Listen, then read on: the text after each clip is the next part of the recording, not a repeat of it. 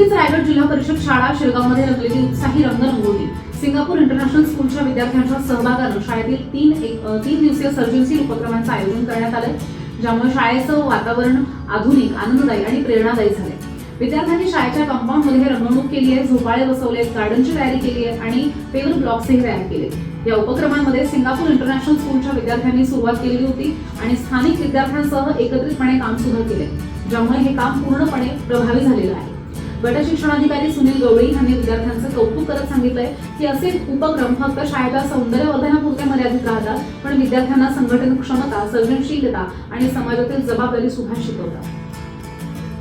Singapore international स्कूलच्या सहभागामुळे स्थानिक विद्यार्थ्यांमध्ये कला, सर्जनशीलता आणि टीम वर्कची जाणीव वाढली आहे। रंगवणूक, झोपाळे बसवणं, गार्डन सजावट ह्या अशा उपक्रमांमुळे शाळेतील विद्यार्थी आणि शिक्षक यांच्यामधला बॉन्ड सुद्धा अधिक घट्ट झालाय। या 3 दिवसांच्या उपक्रमांमुळे शाळेचं मनोबलही वाढलंय। शिरगाव शाळा ही फक्त शिक्षणाचं केंद्र राहणार नाहीये, तर विद्यार्थ्यांसाठी आनंददायी, सुरक्षित आणि सर्जनशील ठिकाण म्हणून ओळखली जाणार आहे।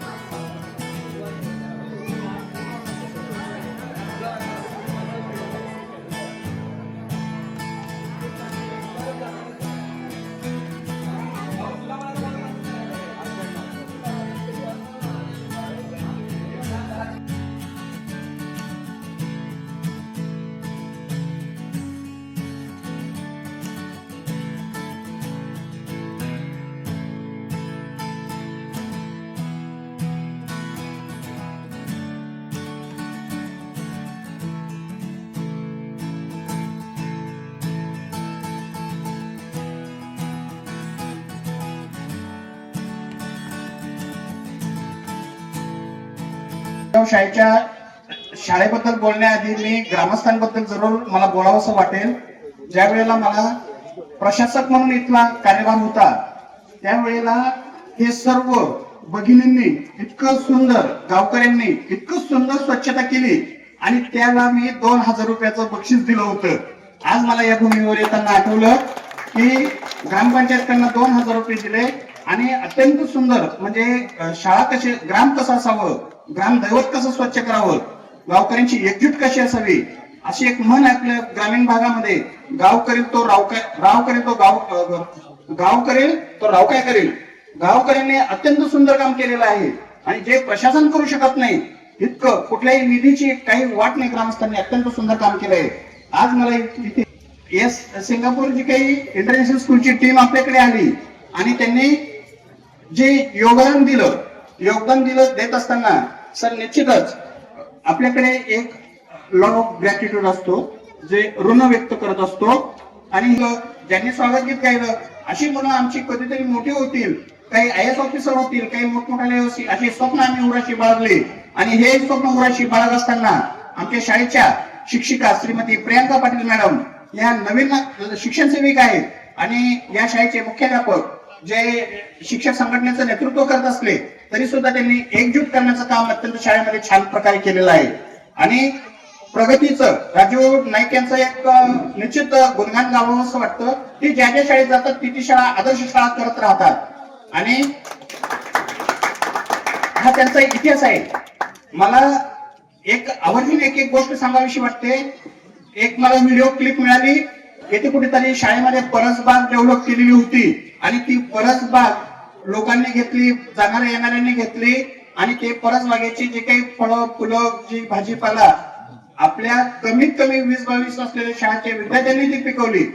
मुलांना, बऱ्याचशा शहरातल्या मुलांना भुईमुगाच्या शेंगा खाली लागतात का वरती लागतात ही सुद्धा माहित नसतं। अशी ओळख खरी ग्रामीण भागात होत असते आणि निश्चितच ती क्लिप मी ज्या वेळेला व्हिडिओ राज्याला पाठवला त्यावेळेला माझं भरभरून कौतुक झालं आणि या कौतुकाला पात्र ही माझ्या शाळेचे शिक्षक आणि माझे विद्यार्थी होते।